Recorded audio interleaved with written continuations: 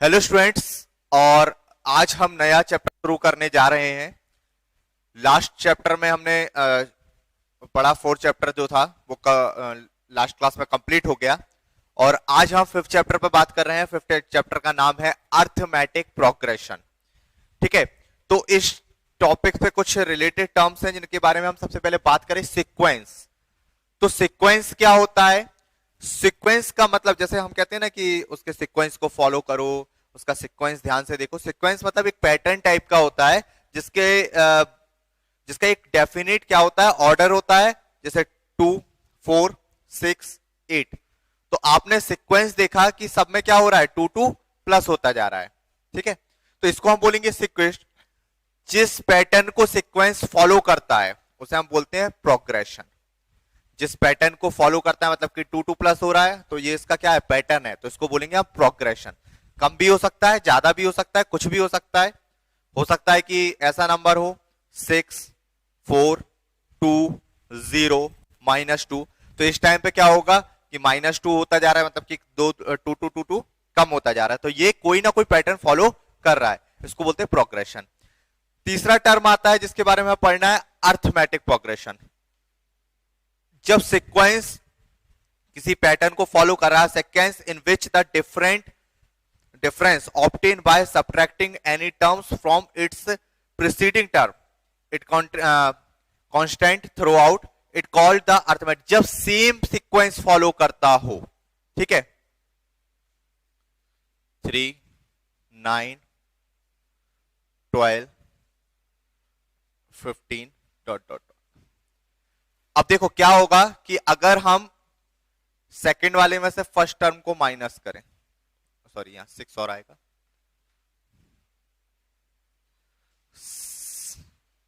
तो ये इक्वल होना चाहिए जब अपन थर्ड में से सेकंड को माइनस करते हो, और ये इक्वल होना चाहिए जब हम फोर्थ में से थर्ड को, मतलब जब हम 12 - 9। तो देखो इसका भी 3 आएगा, इसका भी 3 आएगा और इसका भी 3। मतलब कि ये जो है एक पैटर्न में जो है वो इनके बीच का जो डिफरेंस है वो एक पैटर्न में है, 3 3 3 का इक्वल डिफरेंस है। तब हम इसको बोलेंगे अर्थमेटिक प्रोग्रेशन में। अगर ये डिफरेंस इक्वल नहीं आता है तो ये अर्थमेटिक प्रोग्रेशन में नहीं होगा। बात समझ में आई? अगर ऐसा होता 6 ये होता 2, 4, 2, 4, 16, ऐसा अगर पैटर्न बनता जा रहा, देखो 4 - 2 इक्वल नहीं होगा 16 - 4 की। तो इस टाइम हम इसको क्या नहीं कह सकते, ये अर्थमेटिक प्रोग्रेशन नहीं होगा। बात समझ में आई कि यहां पर जब कोई जो डिफरेंस है दो टर्म्स के बीच में वो हमेशा इक्वल होना चाहिए, या कहें कि सेकंड वाले टर्म्स में से फर्स्ट वाला टर्म्स माइनस करो, वो इक्वल आना चाहिए, मतलब डिफरेंस कॉमन होना चाहिए। इसको हम बोलते हैं कॉमन डिफरेंस। यहां 3 जो है वो क्या है, कॉमन डिफरेंस इस एपी का। ठीक है, टर्म्स को हम ए से शो करते हैं। यहां जैसे एक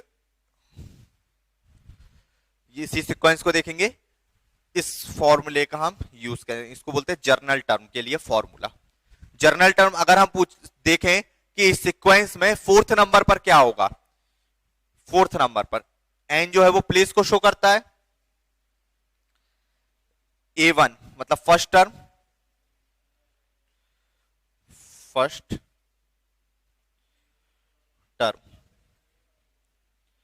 A1 ये होगा आपका पहला टर्म्स कौन सा है, 3।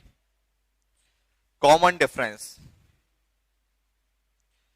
इसको D से शो करते हैं, तो ये है आपका 3। अब बस इसमें फॉर्मूले में हम रख दें A4, फोर्थ वाला टर्म निकालना है अपन को। A4 इक्वल टू A1 कितना है 3 प्लस N कितना है 4 -1 और D कितना है 3। ठीक है, तो 3 प्लस 3 इंटू 3 3 9, 9 और 3 12। देखो फोर्थ नंबर पर 12 ही है, 1 2 3 4। तो ऐसे करके हम इसका कोई भी टर्म्स निकाल सकते हैं। यहां पर हम, ये तो हो गया हमारा फॉर्मूला जर्नल टर्म के लिए, कोई भी term, fifth term, six term, eight term, nine term, 10 terms, जो टर्म्स बोला जाए, ठीक है। अगर हम देखा सीधा 100 टर्म्स कौन सा आएगा, तो 100 टर्म्स के लिए n जो है वो 100 हो जाएगा। बाकी a1 जो है फर्स्ट टर्म वही रहेगा, सीक्वेंस यही है, कॉमन डिफरेंस वही रहेगा।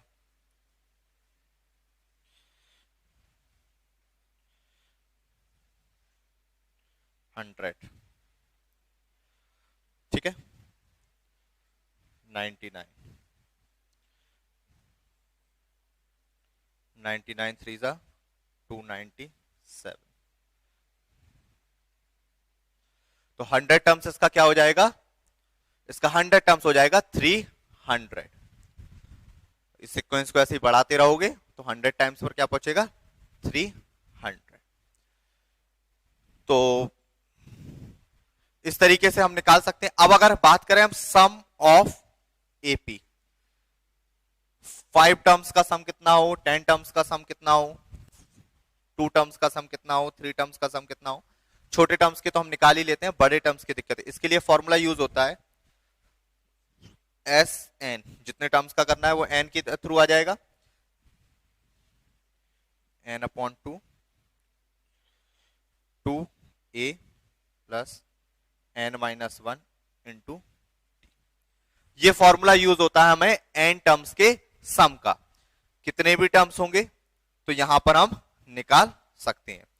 अगर हम देखें लास्ट टर्म l हो, अगर हमें फर्स्ट टर्म और लास्ट टर्म दिया हुआ हो और हमें उनके बीच का सम बताना हो, तब कितने आएंगे, लास्ट टर्म दिया हो तब S n equal to n upon 2 a plus L.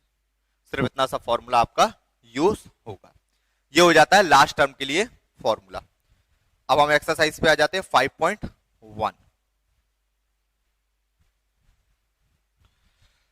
उन्होंने पूछा, कुछ क्वेश्चन है, in which of the following situation does the list of number involved make an arithmetic progressions and why. क्या इन सिचुएशंस में अर्थमेटिक प्रोग्रेशन बनेगी, और बनेगी तो क्यों बनेगी, ये उन्होंने पूछा है। तो पहला क्वेश्चन बात करते हैं।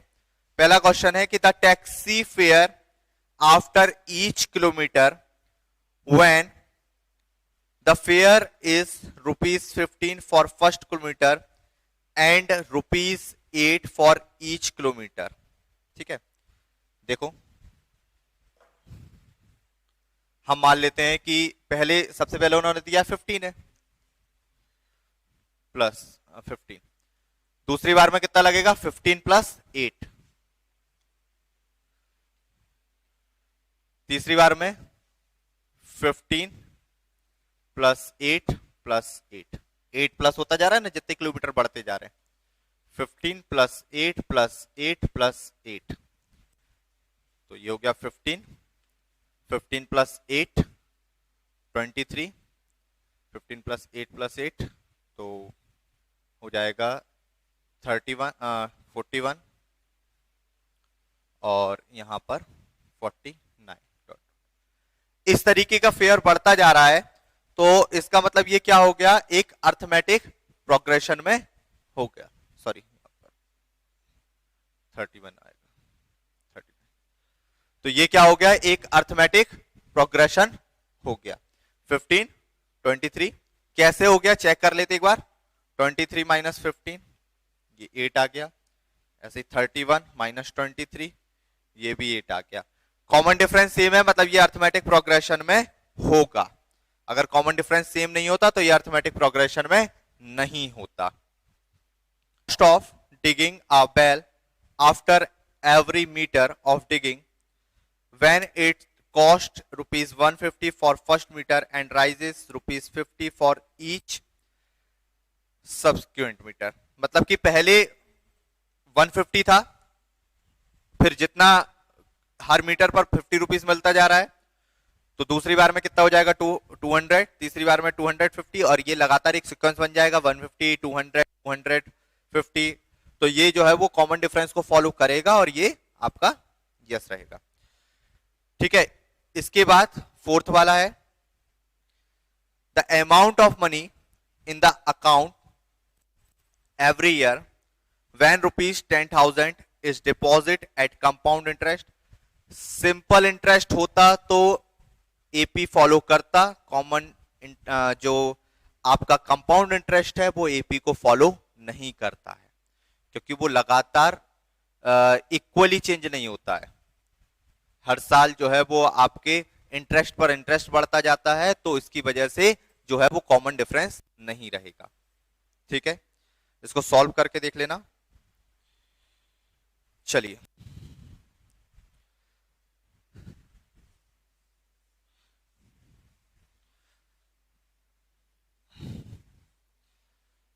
अगला क्वेश्चन है,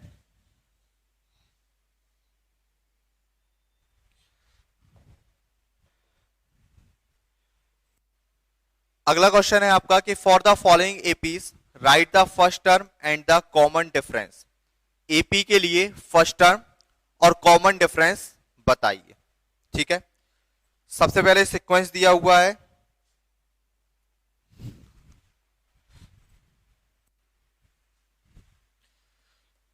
इसका थर्ड वाला क्वेश्चन करते हैं क्योंकि सारे क्वेश्चन इसके सेम है। सॉरी, इसके पहले सेकंड वाला क्वेश्चन है, write the four terms of the AP when the first term a and common difference d are given as follows. हमें फर्स्ट फोर टर्म्स निकालने हैं, जबकि क्या क्या दिया हुआ है, फर्स्ट टर्म ए दिया हुआ है, इसका भी थर्ड वाले कर लेते हैं, ए इक्वल टू 4 और d equal to 10। First term तो दिया है, हमें सेकंड टर्म से निकालना है। ठीक है, तो a2 क्या हो जाएगा, अभी हमने आपको फॉर्मूला बताया था, a1 plus n minus 1 into D.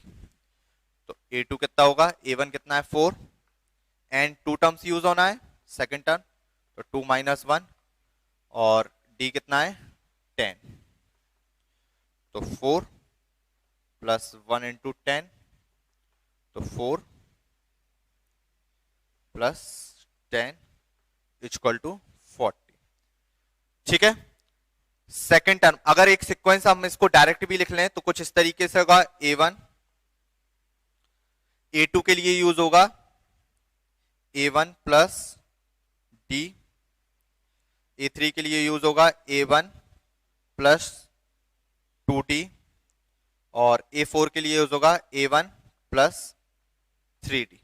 ठीक है, तो a1 तो हमारा निकला है 4, इस तरीके से निकाला तो 14 निकल आया ऑलरेडी, यहां डायरेक्ट भी कर सकते थे। यहां पर आएगा आपका 4 प्लस 2 इंटू 10 और 4 प्लस 3 इंटू 10, तो सीक्वेंस क्या बन जाएगा 4 14 20 प्लस 4 24 30 प्लस 4 34। यहां 4 फर्स्ट 4 टर्म आपके निकल कर आ गए। इसके सारे क्वेश्चन ऐसे ही हैं। थर्ड वाला question, for the following APs right the first term and the common difference. First term बताना है और कॉमन डिफरेंस बताना है।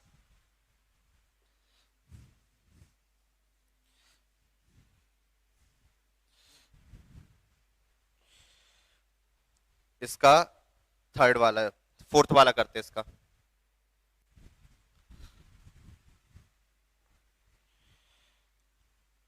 जीरो 0.6, 1.7, 2.8, 3.9। ये दिया हुआ है, इसमें सबसे पहले फर्स्ट टर्म क्या हो, जो सबसे पहले लिखा है टर्म्स वही फर्स्ट टर्म है, a इक्वल टू 0.6। अब हमें बताना है उसका कॉमन डिफरेंस। कॉमन डिफरेंस कैसे निकल के आता, इसको अपन second term minus first term equal होना चाहिए third term minus second term. ये वैसे तो यही निकल आएगा आपका, लेकिन एक बार चेक करने के लिए हम दोनों टर्म्स का यूज कर लेते हैं। a2 कितना है 1.7 माइनस 0.6, 2.8 माइनस 1.7, ये 1.1 इक्वल 1.1। तो कॉमन डिफरेंस क्या आ गया 1.1। ये और इजी है इसके सारे क्वेश्चन।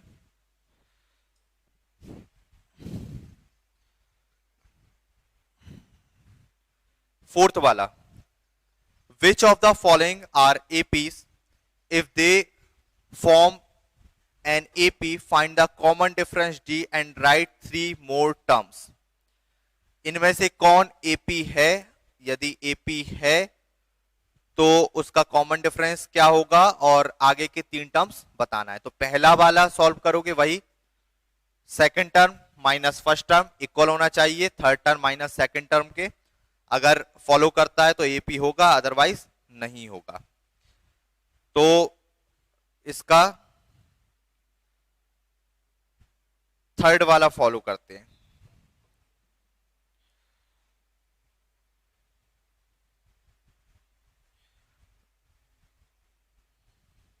फिफ्थ वाला करते हैं। फिफ्थ वाले में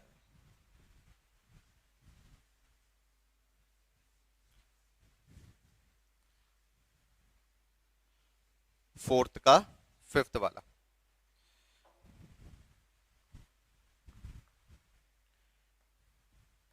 three comma 3 plus root 2, 3 plus 2 root 2 और 3 प्लस 3 रूट 2। ये दिया हुआ है एपी। सबसे पहले तो हमें यही चेक करना है कि ये है या नहीं है, अर्थमेटिक प्रोग्रेशन है या नहीं है। तो वही a1 a2 माइनस a1 कितना होना चाहिए, बराबर होना चाहिए a3 माइनस a2 के। तो 3 प्लस 3 माइनस, पहले ये 3 प्लस रूट 2 माइनस 3 इक्वल होना चाहिए 3 plus 2 root 2 minus 3 plus root 2। यहाँ 3 से 3 कैंसिल, रूट 2 आ गया, 3 plus 2 root 2 minus 3 minus root 2, 3 से 3 कैंसिल, 2 रूट 2 में से एक रूट 2 जाएगा तो बचेगा रूट 2। तो ये सीक्वेंस को कॉमन डिफरेंस इसका रूट 2 है, बराबर है। तो ये सीक्वेंस को फॉलो करता है और ये सीक्वेंस को फॉलो करता है, तो ये क्या होगा, एक अर्थमेटिक प्रोग्रेशन होगा, एपी होगा। अब उन्होंने बोला आगे के 3 टर्म्स फाइंड करनी है। नेक्स्ट ही टर्म 1 2 3 4 5 से करने हैं अपन को। 4 टर्म्स दिए हुए हैं तो 5 के लिए क्या यूज होगा, a1 plus 6d, a2 a1 plus 7d और a1 प्लस 8। तो a1 कितना है 3 प्लस 6 रूट 2, 3 प्लस 7 रूट 2 और 3 प्लस 8 रूट 2। ये आगे के 3 टर्म्स हो गए। अगला क्वेश्चन है, इसके सारे क्वेश्चन इसी तरीके से करना और आपका 5.1 यहां पर खत्म हो गया। नेक्स्ट क्लास में बात करेंगे हम 5.2